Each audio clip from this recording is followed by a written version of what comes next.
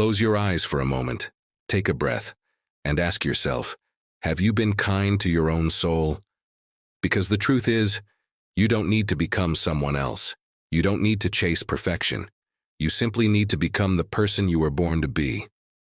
That journey, that sacred return to the self you have always been, is the most profound act of love you will ever undertake. It's a quiet pilgrimage back to the essence of your being, a gentle unearthing of the treasure that has been buried under the weight of the world. The world has a relentless way of telling you who you should be, what you should want, and how you should feel. It presents you with 1,000 different masks and costumes, promising acceptance and love if you just wear them well enough. But the call of your soul is a far more ancient and powerful melody, a song that has been playing softly in the background of your entire life, waiting for you to finally turn up the volume and listen. Becoming who you were born to be isn't about adding anything new to your character. It's about courageously subtracting everything that isn't you. It is the art of shedding the layers of expectation, the armor of self-protection, and the chains of past hurts. It is a declaration that your authentic self is not a liability to be hidden, but a gift to be shared. This process is not a race to a finish line, but a slow, deliberate dance with your own heart. It requires patience, immense compassion, and the willingness to sit with discomfort without running away. It is the ultimate act of reclaiming your narrative, of taking the pen back from the hands of others and writing your own story, in your own voice, with your own truth. You are not a project to be fixed, but a masterpiece to be discovered. Somewhere along the way, you forgot. You forgot that you were enough the day you arrived here, a perfect and complete universe of stardust and dreams. You forgot that you carried light before anyone tried to dim it, a radiant inner sun that was never meant to be hidden behind clouds of self-doubt. You forgot that your worth was never tied to achievements, titles, or the fluctuating tides of external approval. It was, and always has been, inherent and absolute. This forgetting wasn't a mistake or a failure on your part. It was a consequence of navigating a world that often prioritizes conformity over authenticity. You learned to silence the parts of yourself that were deemed too much or not enough. You learned to shrink to fit into spaces that were never designed to hold the vastness of your spirit. You were taught that love was conditional, something to be earned through performance and sacrifice, rather than a force that flows freely from within. But listen, your soul hasn't forgotten. That quiet ache inside, that persistent and gentle pull you feel in moments of stillness, that longing you feel when you're alone, a feeling not of loneliness, but of a missing connection to yourself. It's your soul whispering with infinite patience and unending love. I'm still here, I remember for both of us. I'm waiting for you. This voice is the truest compass you will ever possess. It is the part of you that has remained untouched by the world's judgments, the part that knows your infinite value beyond any shadow of a doubt. Life has a way of covering us with the dust of daily living, the heavy expectations of family and society, the relentless sting of comparisons fueled by a digital world, the sharp shards of judgments from others, and most painfully from ourselves. But beneath it all, you are still whole, still worthy, still enough.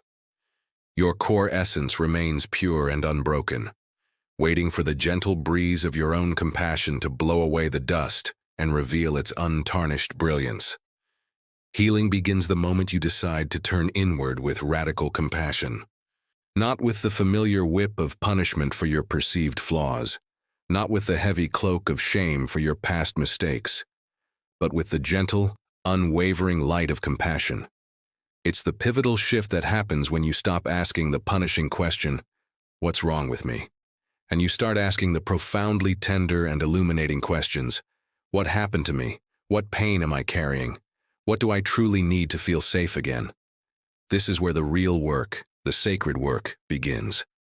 It is a commitment to listen to your own pain without judgment, to hold your own hand through the darkness, and to offer yourself the same kindness and understanding you would so readily give to a beloved friend. Becoming the person you were born to be is not an act of brute force or relentless striving. It is an act of remembering, It is a return to your original nature. It is a process of reclaiming the parts of you that you have disowned or abandoned out of fear. It's about peeling back the layers of fear, insecurity, and self-rejection one by one, like the petals of a tightly closed bud, until you stand confidently in your own skin, unapologetic, unashamed, and finally, authentically free. This journey is not about constructing a new identity, but about excavating the one that has been there all along. It is about having the courage to meet the parts of you that you have been taught to despise and offering them love instead. Say it softly to yourself. Let the words settle into the very marrow of your bones. I am allowed to be me in all my complexity and imperfection.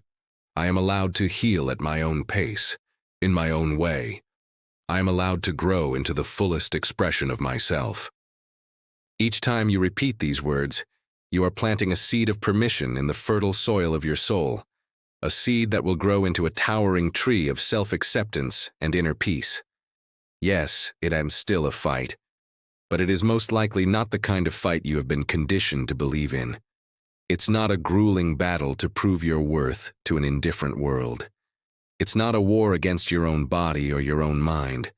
It is a gentle, yet fiercely determined, fight to protect your precious inner peace. It is the fight to defend your boundaries with unwavering resolve, even when it disappoints others. It is the fight to silence the insidious critical voices, both internal and external, that have spent a lifetime telling you, you're not good enough, not smart enough, not worthy enough. This is a new kind of rebellion, one fought not with swords and shields, but with tenderness and truth. Every single act of self-love is a powerful rebellion against a culture that profits from your self-doubt.